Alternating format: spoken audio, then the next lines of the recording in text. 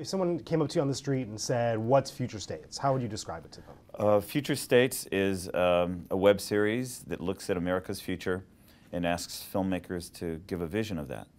I'm curious to hear you talk a little bit about why you think this series is significant. I think ITVS came up with a great concept, which was, let's challenge filmmakers to sort of think about what America's future looks like.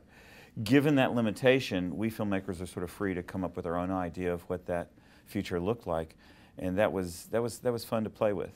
How did you then sort of whittle that down to really look at specifically the story of Asparagus?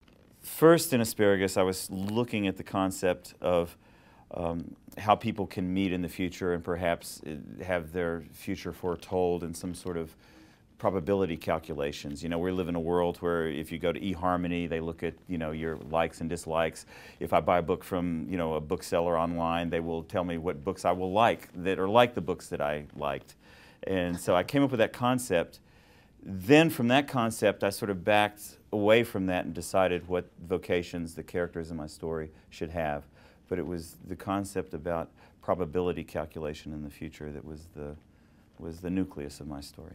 So I'm curious to hear you talk a little bit about sort of what what your experience has been with short format filmmaking, what your experience has been with digital distribution, and what do you think are sort of the advantages of either of those forms? With this Future States ITVS program, what it did was you guys came to us and said, here's our theme, you come up with a story. And I think that really kind of challenged me, and it was kind of fun for me to think in terms of going digital, making something for the web, and coming up with a story that fit your theme. You know, the media marketplace is changing, and I'm a little more old school, so I'm not exactly sure which direction it is going, but I really respect that ITVS is trying to figure it out too, and you know, trying to not be behind the wave but be in front of the wave.